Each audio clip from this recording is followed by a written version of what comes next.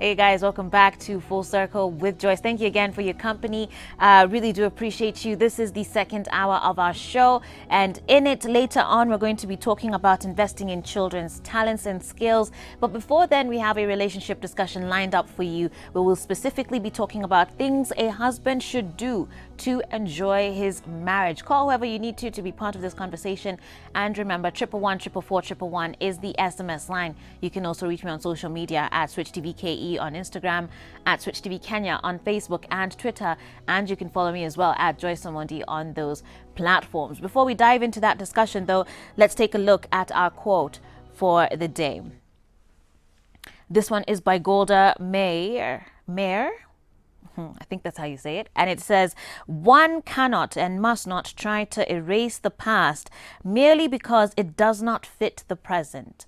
I'll read that again. One cannot and must not try to erase the past merely because it does not fit the present. All right. Very interesting quote there this morning. Well, I want us to dive straight into our conversation for the day. Jameni, my guest, he's looking like a general, like he's come to marshal the troops of gentlemen. Can I get a reveal of my dear Benjamin? Evu, hivyo tu pole pole. Aya, angalia kiatu, angalia socks. Hey Joyce, thank you. I'm a bully. Check your reveal, my friend. Hey Joyce, Ay, thank you. Benjamin, I'm humbled. I'm honored. unapelekwa wapi Thank after you. this? Today is Men's Day. We are here today. Today is Men's Day. Women, listen quietly. Quietly from the backdrop. The only thing is missing is that kofia. Gentlemen, this is your day. But we want to talk about things a husband should do to enjoy his marriage. Wow. And I think this is a great discussion for us to have because I don't know, you can correct me if I'm wrong, but I feel like at some point, after, the whole dating scene, kukatiana, we've courted and everything, and there's all these fireworks, people get married, then suddenly they just begin to just kind of get accustomed to each other. Mm-hmm. And it almost feels like the onus on working on the relationship almost seems like it's the women who kind of take it up, like are the ones who are so focused on it. Would you agree with that to some degree? That's the situation, unfortunately. Yeah. So let's call today the order, the way it's supposed to be. As we say, the man is supposed to be the leader in the relationship because he's the one who pursues the woman. Right. And now after she agrees to go, now lead the journey, it's a mission. Yeah. So we say, I want to give several points to men, what to do for their marriage, to make it sure it's happy. Okay. In America, they talk about pursuing happiness. And I keep asking them, which direction is the happiness? So happiness is a side effect. It's an icing on the cake.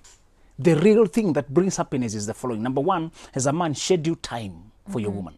Mm-hmm. Men, we tend to get busier and busier with work. We get better at our careers with years. Mm-hmm. We get more responsibilities at work. Mm-hmm. We get promotions as we go senior. There's more demand on our time over years. So by the time we came together, I did not have too much to do at work. As you improve me, when a woman comes, when you get a good woman, oh my, you'll go up. Mm-hmm. She'll touch you up, do things for you. She'll lift the weight for you so that now you can focus on bigger things. And I told you the diseases of bachelors. To know that a man has no woman in his life, stomach infections. Nowadays, I'm no longer taking those things from the chemist. You no longer need to deworm. Yeah. Before you have a woman, you are taking githeri here, chapati, madondo there, the ones that remain, you are rushing at 9 p.m. What is remaining, just give me that one because you have no time to cook, you're busy at work. So before she came, you were weighed down by those small things like food, ironing your clothes, getting the things done in the house, and your neighbors are cockroaches. Okay. Your funny neighbors and roommates. So when a woman comes, she'll push you up. Okay. So you become better at your work. You become more proficient, more available. You can focus better because she lifts all those, even if she's working herself. Women have that superpower to organize herself and organize you. And all the ladies said, oh yeah. She'll do her laundry, get your things done, her food together with yours, together with children's. Right. And I don't know why we don't appreciate women. They're carrying three weights: the children, the man, herself. Preach, brother, preach. So she has to calculate and wake up earlier to carry all that. And the man, I'm going to work. She's also going to work. Yeah. But this is excuse. So the first thing as a man is to, the only reward is schedule it. Many times we give women what remains of the schedule when I'm free. When I'm free. No. If you're busy on weekends, some of us, our schedules are funny. We are busier weekends than weekdays. Schedule a weekday. It can be a day, or it can be a number of hours that you're sure. Sometimes it does not have to be a conversation. Sometimes there are men who don't understand it. Yeah. When they say we have not had time together, you're saying, what do you want us to talk about? No, it's about the time together. Number 2 for your woman is improve the quality of our life. Raise the quality of our life. That is very important. It can be financial. Many times I ask men to always try and be ahead financially. It's a comfortable. You need to be on the steering wheel, man.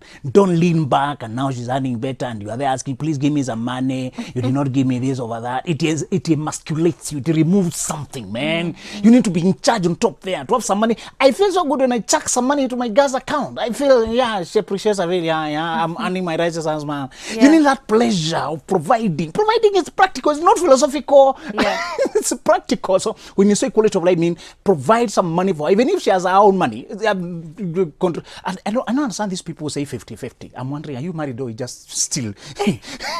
Honestly, 50-50 don't get as far as their finances. Yes, the people who share half. Okay, so where is the man getting his right to be a leader? Wow. How unique are you? No, you need to be superior. You need to be ahead. You need to be ahead, guy. Sometimes in life, those circumstances can demand it, but it must not be the norm. You need to earn your right as the man. And how will she brag about you in front of other women if you share the same? If you contribute, my husband is good this way, but anyway, we share equally. So, how did you improve her life? So, raise the quality of her life by providing financially. The other thing is, get her some luxuries of life. Luxuries are good. They're the ones that show romance. Let me tell you, every lady likes to be spoiled. And it doesn't need to be expensive. I need to make this because I know there's going to be some guy trying to come for me. It's not about it being expensive. Do it once in a while context. As you can. We're talking about context. It's the thought. Exactly. Yeah. Those people it could even just be a bunch of roses or exactly. flowers. Yeah, life is a journey. You need to do those extras that are not mandatory for life, but they are good for romance to make her feel good. You're creating memories. The other thing is to create memories, but it's very integrated with what you do. The other thing is, number 3 is very essential. Learn your woman because she's evolving. She's not the girl you brought here. She's evolving. She'll keep telling you what she likes. I like traveling. I like this. I like movies. Keep hearing and then deliberately create those things she likes. Sometimes if you have a woman who likes traveling and you also travel for work, you can tag along. And I think that's an important point because a lot of times you hear people in relation on both sides actually say, you're not the way you used to be. And we forget that people, I don't want to be the way I was 20 years ago. I want to evolve. I want to grow. I want to become better. And there's something. Another thing for men is to understand the transitions of women. When a woman gets a child, she changes so much. Right. So much of her priorities, so much her emotions, so much of her body shape, so much of her esteem, so much of how she feels, of her friendships, of her associations. Everything about a woman changes when she gets a child. Right. And men, we don't go through that ring really. We get a maternity leave. We hang around outside the maternity ward. Helping when you hear the number code, a guy was given card number 16. That's your wife's card number. But now the nurses kept opening and calling 61, 6. Whenever he rises up, literally it's not him. Sometimes men, we are not really into that journey of getting a child. Right. But if you connect to your woman, if you listen to her, you will get what the journey means. Mm-hmm. Even before childbirth, there are other things that happen. The woman and her mother, and I want to warn men not to interfere with that connection. Even when they are conflicting and they come to report each other, my mother did this. Listen as a friend. Don't assume to judge. Yeah, she's wrong. You're right. Do this, ABCD. They'll come back together and you'll be the devil later. They are always tied to those people. Majority, 90% of the cases, daughters and their mothers have a lifelong journey. That's why they cry during wedding because it's the mom is happy the girl made it this far. She was afraid the girl wouldn't come this far. But at the same time, she knows what is ahead and she wonders whether this kid understands what's ahead. She's afraid. And she knows marriage from inside. This girl is just happy from outside. She's plunging in. Mom is wondering, is she jumping too deep? Did I prepare her enough? Those tears during wedding are both for joy and for anxiety and for fear and for appreciation. So I want to ask men, respect the woman and her mother. Sometimes she wants to go and revisit her mother without you. Does not mean you're excluded. Okay. They have a journey and a life. All right. I'm going to have to take a break in a little bit, but I think one of the other things I want us to touch on is things that husbands should do to enjoy your marriage is don't assume that you know what your wife is thinking.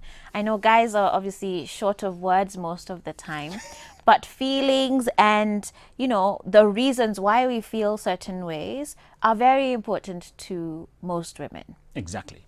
And part of I told you, women process life through talking. Even if she's introverted, when she's at her home, there's no introversion there. She's herself. That's her space. And I said the other day, if the woman is quiet around you, there's a problem. It's not introversion.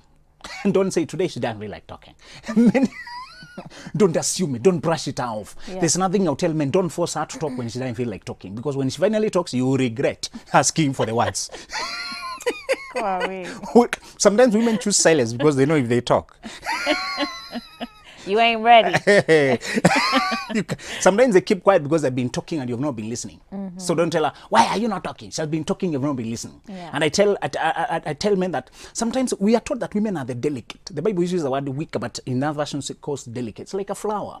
So don't possess her. Don't pluck her out of her nature to try to make her what you want. To try to force, why are you dressed like that? Remove that hair. Don't control your woman too much. She'll stop blossoming. She'll stop being the thing you loved. Let her blossom. What you need is not to possess her, but to appreciate her. In fact, women will be loyal to a man who makes her better. When she hears comments from other women, hey, you got a good guy, she feels proud of you. She feels better even to treat you better. I tell men that women reflect back what we send out. If you love her, she'll love back. She'll become more, she will put more energy if you are making her better. So part of what you need, your job as a man, there's another funny task as a man, to play father. You must be a father figure to that woman. Even if you're the husband, yes. There's some roles. In father here, I mean leadership and protecting. Yes, that's what the father was doing. When you take up from... Not that other kind of daddy. When you take up from her daddy, daddy was simply protecting the girl. Don't touch my girl. And men were aware, if you touch that girl, that mzee is mkoloni, he will shoot you. So they were afraid. Now you need to be the one they know, don't play that girl. And the man, you know, there's some women who are fighting life alone, so exposed. They have to fight on their own. So you must fight for there must be a general reputation. Sometimes I ask men to act crazy, just to pass a reputation there, that they are not to be, their women are not to be played around with. Yeah. Sometimes men come poking. Women always have men trying to inbox them. But if one crosses the border, you need to set an example to straighten the record that this is my woman.